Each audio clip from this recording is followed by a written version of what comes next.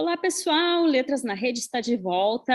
Dessa vez, vamos fazer a leitura dos contos de várias histórias, coletânea publicada por Machado de Assis em 1896, com contos produzidos entre 1884 e 1891. Essa é uma das leituras recomendadas para o vestibular da URGS de 2023, mas você pode concordar que vale a pena ler e ouvir Machado a qualquer tempo, né? Eu sou a Cristine. Eu sou a Denise. Eu sou o Lucas. Eu sou a Mônica. Eu sou o Pablo e juntos nós vamos ler o conto que abre várias histórias, A Cartomante, um conto publicado pela primeira vez na Gazeta de Notícias no ano de 1884. Se você nos ouve pelo YouTube, o texto do conto vai aparecer na sua tela, caso você queira acompanhar a leitura. Mas se você está apenas ouvindo a gente pelo YouTube ou pelo podcast, então se prepara. O conto começa depois da vinheta.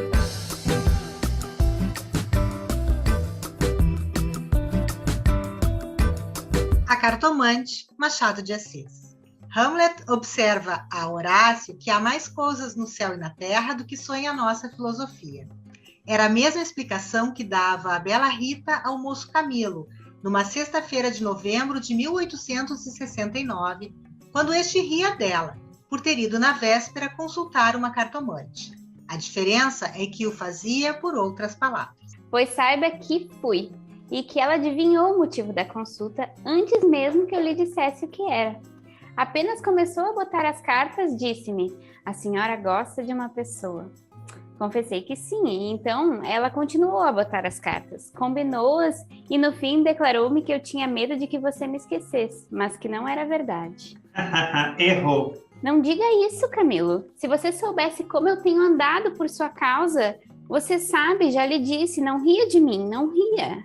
Camilo pegou-lhe nas mãos e olhou para ela sério e fixo. Jurou que lhe queria muito, que os seus sustos pareciam de criança. Em todo caso, quando tivesse algum receio, a melhor cartomante era ele mesmo. Depois repreendeu-a. Disse-lhe que era imprudente andar por essas casas. Vilela podia sabê-lo. E depois... Qual saber? Eu tive muita cautela ao entrar na casa.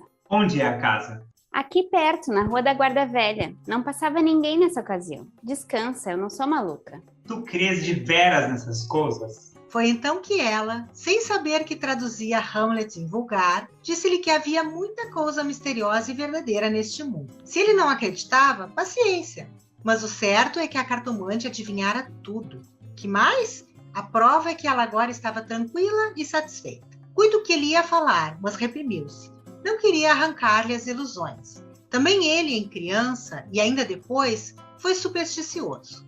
Teve um arsenal inteiro de crendices que a mãe lhe incutiu e que aos 20 anos desapareceram. No dia em que ele deixou cair toda essa vegetação parasita e ficou só o tronco da religião, ele, como tivesse recebido da mãe ambos os ensinos, envolveu-os na mesma dúvida. E logo depois, em uma só negação total. Camilo não acreditava em nada. Por quê? Não poderia dizê-lo. Não possuía um só argumento. Limitava-se a negar tudo. E digo mal, porque negar é ainda afirmar. E ele não formulava a incredulidade. Diante do mistério, contentou-se em levantar os ombros e foi andando. Separaram-se contentes, ele ainda mais que ela. Rita estava certa de ser amada. Camilo não só o estava, mas via-a estremecer e arriscar-se por ele. Correr às cartomantes, por mais que a repreendesse, não podia deixar de sentir-se lisonjeado.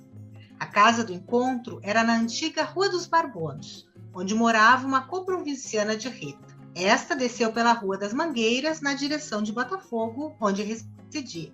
Camilo desceu pela da Guarda Velha, olhando de passagem para a casa da cartomante. Vilela, Camilo e Rita, 3 nomes, uma aventura e nenhuma explicação das origens.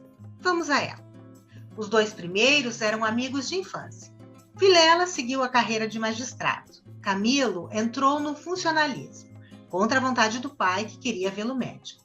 Mas o pai morreu e Camilo preferiu não ser nada, até que a mãe lhe arranjou um emprego público.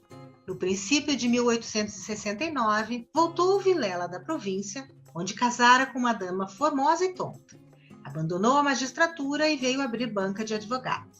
Camilo arranjou-lhe casa para os lados de Botafogo e foi a bordo recebê-lo. É o senhor? Não imagina como meu marido é seu amigo. Falava sempre do senhor. Camilo e Vilela olharam-se com ternura. Eram amigos deveras. Depois, Camilo confessou de si para si que a mulher do Vilela não desmentia as cartas do marido. Realmente, era graciosa e viva nos gestos, olhos cálidos, boca fina e interrogativa. Era um pouco mais velha que ambos. Contava 30 anos. Vilela com 29 e Camilo 26. Entretanto, o porte grave de Vilela fazia-o parecer mais velho que a mulher, enquanto Camilo era um ingênuo na vida moral e prática. Faltava-lhe tanto a ação do tempo como os óculos de cristal que a natureza põe no berço de alguns para adiantar os anos. Nem experiência, nem intuição. Uniram-se os três. Convivência trouxe intimidade. Pouco depois morreu a mãe de Camilo. E nesse desastre, que o foi, os dois mostraram-se grandes amigos dele. Vilela cuidou do enterro, dos sufrágios e do inventário. Rita tratou especialmente do coração, e ninguém o faria melhor. Como daí chegaram ao amor, não o soube ele nunca. A verdade é que gostava de passar as horas ao lado dela. Era a sua enfermeira moral, quase uma irmã, mas principalmente era mulher e bonita. Odor de fêmina, eis o que ele aspirava nela, e em volta dela, para incorporá-lo em si próprio. Liam os mesmos livros, iam juntos a teatros e passeios. Camilo ensinou-lhes as damas e o xadrez, e jogavam às noites. Ela mal, ele, para lhe ser agradável, pouco menos mal. Até aí as coisas. Agora, a ação da pessoa, os olhos teimosos de Rita, que procuravam muita vez os dele, que os consultavam antes de o fazer ao marido, as mãos frias, as atitudes insólitas. Um dia, fazendo ele anos, recebeu de Vilela uma rica bengala de presente e de Rita apenas um cartão com um vulgar cumprimento a lápis. E foi então que ele pôde ler no próprio coração. Não conseguia arrancar os olhos do bilhetinho. Palavras vulgares, mas há vulgaridades sublimes, ou pelo menos deleitosas. A velha caleça de praça em que pela primeira vez passeaste com a mulher amada, fechadinhos ambos, vale o carro de Apolo. Assim é o homem, assim são as coisas que o cercam. Camilo quis sinceramente fugir, mas já não pôde. Rita, como uma serpente, foi se acercando dele, envolveu-o todo, fez-lhe estalar os ossos num espasmo e pingou-lhe o veneno na boca. Ele ficou atordoado e subjugado. Vexame, sustos, remorsos, desejos, tudo sentiu de mistura. Mas a batalha foi curta e a vitória delirante. Adeus, escrúpulos! Não tardou que o sapato se acomodasse ao pé, e aí foram ambos, estrada fora, braços dados, pisando folgadamente por cima de ervas e pedregulhos, sem padecer nada mais que algumas saudades, quando estavam ausentes um do outro. A confiança e estima de Vilela continuavam a ser as mesmas. Um dia, porém, recebeu Camilo uma carta anônima, que lhe chamava imoral e pérfido, e dizia que a aventura era sabida de todos. Camilo teve medo e, para desviar as suspeitas, começou a rarear as visitas à casa de Vilela. Este notou-lhe as ausências. Camilo respondeu que o motivo era uma paixão frívola de rapaz. Candura gerou astúcia. As ausências prolongaram-se e as visitas cessaram inteiramente. Pode ser que entrasse também nisso um pouco de amor próprio, uma intenção de diminuir os obséquios do marido para tornar menos dura a leivosia do ato. Foi por esse tempo que Rita, desconfiada e medrosa, correu à cartomante para consultá-la sobre a verdadeira causa do procedimento de Camilo. Vimos que a cartomante restituiu-lhe a confiança e que o rapaz repreendeu-a por ter feito o que fez. Correram ainda algumas semanas. Camilo recebeu mais 2 ou 3 cartas anônimas, tão apaixonadas que não podiam ser advertência da virtude, mas despeito de algum pretendente. Tal foi a opinião de Rita, que, por outras palavras mal compostas, formulou este pensamento. A virtude é preguiçosa e avara. Não gasta tempo nem papel, só o interesse é ativo e pródigo. Nem por isso Camilo ficou mais sossegado. Temia que o anônimo fosse ter com Vilela, e a catástrofe viria então sem remédio. Rita concordou que era possível. Bem, eu levo os sobrescritos para comparar a letra com as das cartas que lá aparecerem. Se alguma for igual, guarda e rasga. Nenhuma apareceu. Mas daí a algum tempo, Vilela começou a mostrar-se sombrio, falando pouco, como desconfiado. Rita deu-se pressa em dizê-lo ao outro, e sobre isso deliberaram. A opinião dela é que Camilo devia tornar a casa deles, tatear o marido e pode ser até que lhe ouvisse a confidência de algum negócio particular. Camilo divergia. Aparecer depois de tantos meses era confirmar a suspeita ou denúncia, mas valia acautelarem-se, sacrificando-se por algumas semanas. Combinaram os meios de se corresponderem em caso de necessidade e separaram-se com lágrimas. No dia seguinte, estando na repartição, recebeu Camilo este bilhete de Vilela. Vem já à nossa casa. Preciso falar-te sem demora. Era mais de meio-dia. Camilo saiu logo. Na rua, advertiu que teria sido mais natural chamá-lo ao escritório. Por que em casa? Tudo indicava matéria especial, e a letra, fosse realidade ou ilusão, afigurou-se-lhe trêmula. Ele combinou todas essas coisas com a notícia da véspera. Vem já à nossa casa. Preciso falar-te sem demora. Vem já à nossa casa. Preciso falar-te sem demora. Repetia ele com os olhos no papel. Imaginariamente viu a ponta da orelha de um drama. Rita subjugada e lacrimosa, Vilela indignado, pegando da pena e escrevendo o bilhete, certo de que ele acudiria, e esperando-o para matá-lo. Camilo estremeceu, tinha medo. Depois sorriu amarelo e, em todo caso, repugnava-lhe a ideia de recuar. Foi andando. De caminho, lembrou-se de ir à casa. Podia achar algum recado de Rita que lhe explicasse tudo. Não achou nada, nem ninguém. Voltou à rua, e a ideia de estarem descobertos parecia-lhe cada vez mais verossímil. Era natural uma denúncia anônima, até da própria pessoa que o ameaçara antes. Podia ser que Vilela conhecesse tudo agora. A mesma suspensão das suas visitas, sem motivo aparente, apenas com pretexto fútil, viria a confirmar o resto. Camilo ia andando, inquieto e nervoso. Não relia o bilhete, mas as palavras estavam decoradas diante dos olhos, fixas, ou então, o que era ainda pior, eram-lhe murmuradas ao ouvido, com a própria voz de Vilela. Vem já à nossa casa. Preciso falar-te sem demora. Ditas assim, pela voz do outro, tinham um tom de mistério e ameaça. Vem já? Para quê? Era perto de 1 hora da tarde. A comoção crescia de minuto a minuto. Tanto imaginou o que se iria passar que chegou a crê-lo e vê-lo. Positivamente tinha medo. Entrou a cogitar em ir armado, considerando que, se nada houvesse, nada perdia e a precaução era útil. Logo depois rejeitava a ideia, vexado de si mesmo, e seguia, picando o passo, na direção do Largo da Carioca, para entrar num Tilbury. Chegou, entrou e mandou seguir a trote largo. Quanto antes, melhor. Não posso estar assim. Mas o mesmo trote do cavalo veio agravar-lhe a comoção. O tempo voava e ele não tardaria a entestar com o perigo. Quase no fim da Rua da Guarda Velha, o Tilbury teve de parar. A rua estava atravancada com uma carroça que caíra. Camilo, em si mesmo, estimou o obstáculo e esperou. No fim de 5 minutos, reparou que ao lado à esquerda, ao pé do Tilbury, ficava a casa da cartomante, a quem Rita consultara uma vez, e nunca ele desejou tanto crer na lição das cartas. Olhou, viu as janelas fechadas, quando todas as outras estavam abertas e pejadas de curiosos do incidente da rua. Dir-se-ia a morada do indiferente destino. Camilo reclinou-se no Tilbury para não ver nada.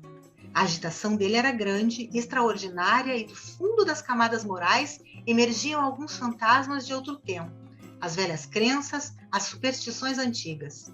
O cocheiro propôs-lhe voltar à primeira travessa e ir por outro caminho. Ele respondeu que não, que esperasse, e inclinava-se para fitar a casa. Depois fez um gesto incrédulo. Era a ideia de ouvir a cartomante que lhe passava ao longe, muito longe, com vastas asas cinzentas. Desapareceu, reapareceu e tornou a esvair-se no cérebro. Mas daí a pouco moveu outra vez as asas, mais perto, fazendo uns giros concêntricos. Na rua, gritavam os homens safando a carroça. Anda, agora, empurra, vá. Daí a pouco estaria removido o obstáculo. Camilo fechava os olhos, pensava em outras coisas. Mas a voz do marido sussurrava-lhe a orelhas as palavras da carta. Vem já.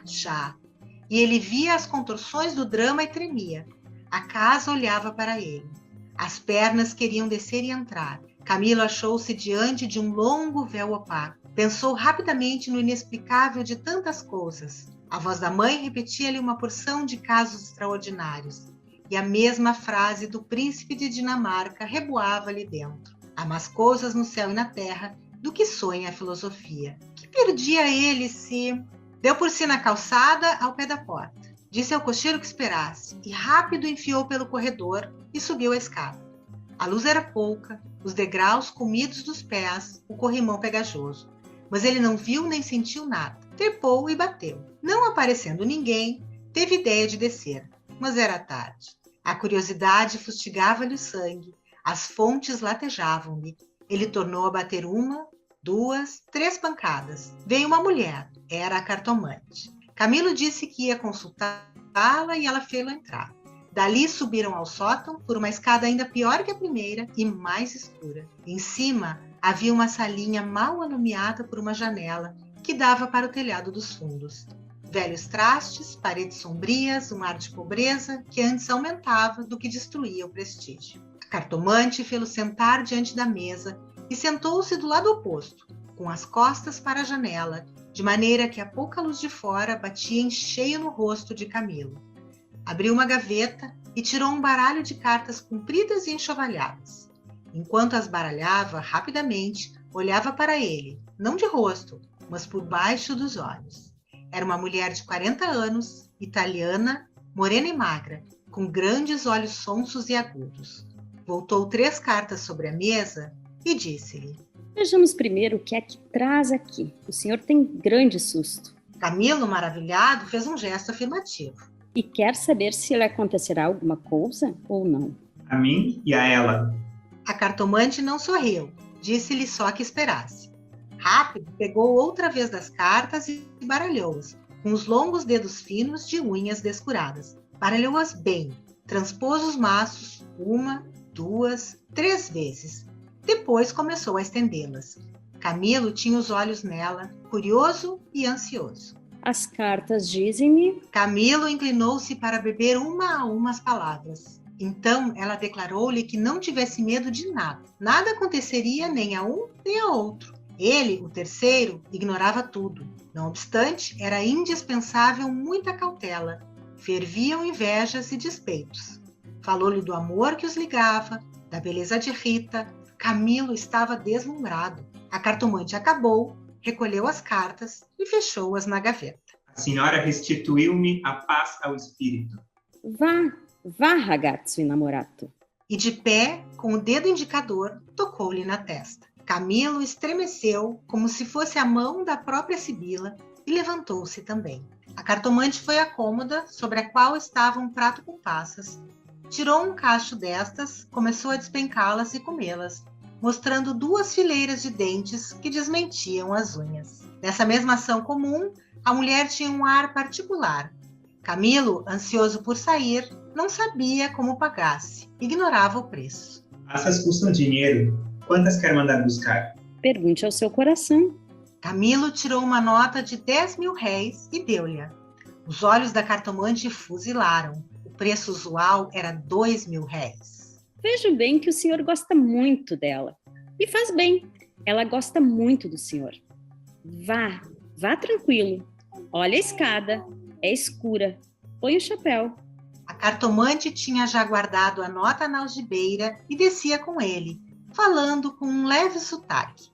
Camilo despediu-se dela embaixo e desceu a escada que levava à rua, enquanto a cartomante, alegre com a paga, tornava acima cantarolando uma barcarola. Camilo achou o Tilbury esperando, a rua estava livre, entrou e seguiu a trote lá. Tudo lhe parecia agora melhor. As outras coisas traziam outro aspecto. O céu estava límpido e as caras joviais. Chegou a rir dos seus receios, que chamou pueris. Recordou os termos da carta de Vilela e reconheceu que eram íntimos e familiares. Onde é que ele descobrira a ameaça? Advertiu também que eram urgentes e que fizera mal em demorar-se tanto. Podia ser algum negócio grave e gravíssimo. Vamos, depressa! E consigo, para explicar a demora ao amigo, engenhou qualquer coisa. Parece que formou também o plano de aproveitar o incidente para tornar a antiga assiduidade. De volta com os planos, reboavam-lhe na alma as palavras da cartomante. Em verdade, ela adivinhara o objeto da consulta, o estado dele, a existência de um terceiro. Por que não adivinharia o resto? O presente que se ignora vale o futuro. Era assim, lentas e contínuas, que as velhas crenças do rapaz iam tornando ao de cima. E o mistério empolgava-o com as unhas de ferro. Às vezes queria rir e ria de si mesmo, algo vexado. Mas a mulher, as cartas, as palavras secas e afirmativas, a exortação, vá, vá, ragazzo innamorato.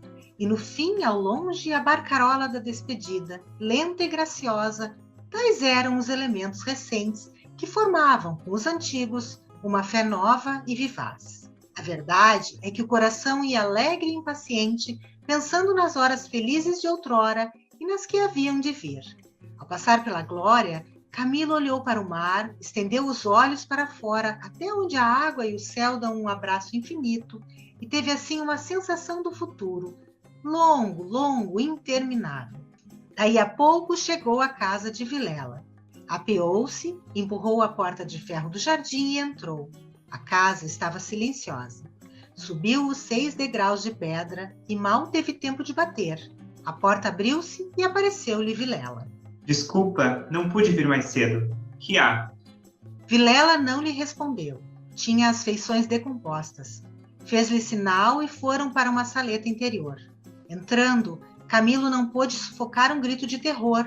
Ao fundo, sobre o canapé, estava Rita, morta e ensanguentada. Vilela pegou-o pela gola e, com 2 tiros de revólver, estirou-o morto no chão. E assim termina A Cartomante, o primeiro conto de várias histórias. Fique de olho nas nossas redes para ouvir e ler com a gente os próximos contos. Até mais! Ficou com alguma dúvida? Você pode deixar suas perguntas aqui nos comentários deste vídeo ou interagir com a gente nas nossas redes sociais. Quer ficar por dentro de tudo? Aproveita e segue a gente.